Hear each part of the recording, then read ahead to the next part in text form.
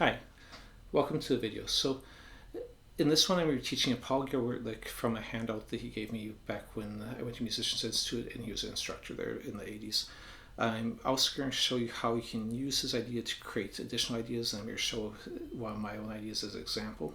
And then I'll show tab for both those. I'll also show the original handout that he gave out, and you'll talk about that more in depth. But I'm going to go ahead and start playing licks, but before I do, I just want to mention I do have a Patreon account. I haven't mentioned that since my very first video, which was 28 videos ago. So most of you, even if you've watched my videos, still probably don't realize that. But the link is down in the description of the video.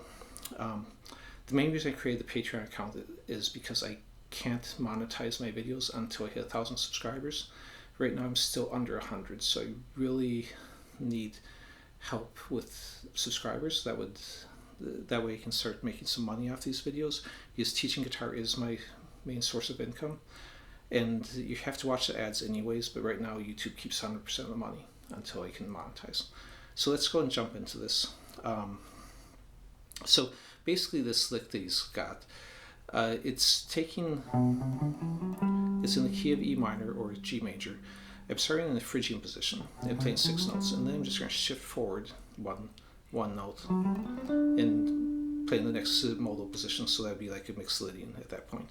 Then we're shift forward again, which is your 3 note per string Mixolydian, and then we're shift again, which is just your natural minor 3 note per string, and then finally your low Korean or major position.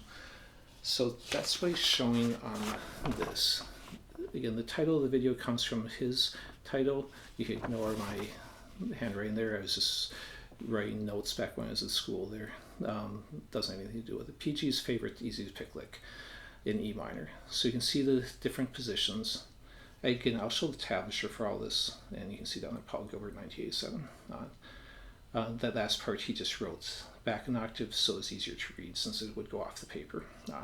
The note tips he gave was pick each note or each 6-note pattern ascending only, so you're just doing just like I just played it. Start each pattern with a downstroke and alternate pick. So basically each group of 6, he's actually doing what would be considered outside picking, so he's going down, and then up, down, up, and then the next string down, up, down, up. On the tablature, I'll show economy picking because I'm going to actually play an economy picking instead on it. And his last tip was wince and scowl and maybe finish with a pick scrape. I'm going to leave that part off. But you can definitely add that in yourself. So here's it at a little bit faster speed. And in my opinion, even though he was showing it as a ascending pattern, there's no reason not to practice it descending also.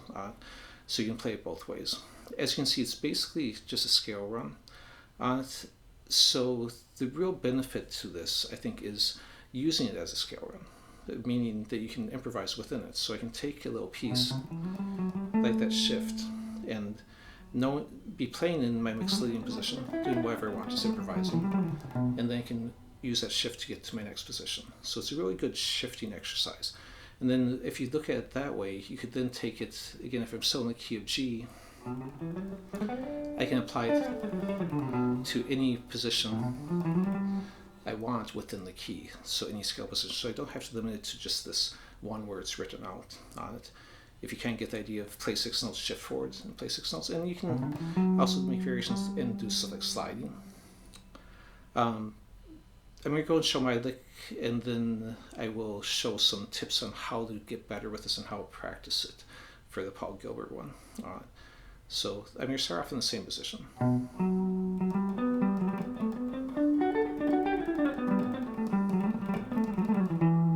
So that was my one.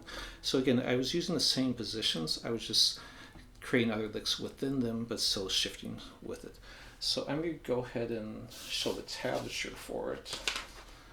So this is the top 2 lines are Paul's lick on there. And where I divided them is how I originally played them in the 6-note groupings, like he did it on the handout. But the bracketed sections are well, I'd actually isolate and practice, because that's the shifting, and that's, for most people, going to be the more difficult part. And then the bottom section is my lick. You can see on the top I wrote the economy picking, and then the down up picking, which Paul recommended on that. Now the economy picking, once you get past that first measure, it's just all up, down, up, down, up, down on it. And that would continue for the rest of the lick. You could even start that first part with the up, down, up instead. It doesn't matter, whatever's easier for you. So like I was just talking about, when I'm playing this, it's probably easier to play when you've got the 6 notes in a row like that. The difficulty is the shifts more. So what I do is isolate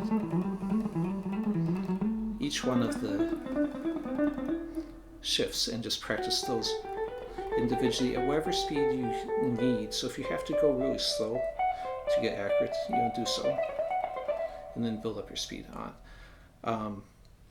Then you can put it all together where you can combine them. And at first I'd take small pieces. I'd maybe take, if I'm working that shift, then I would add one more section or one more shift, and then start combining those together. All right.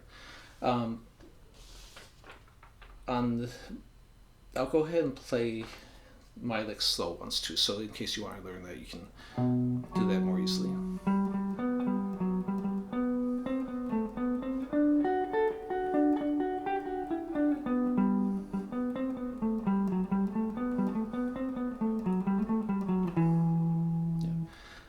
And to think there to make sure I was playing it correctly, because I just rewrote some of it earlier today, so trying to remember which version I wrote down.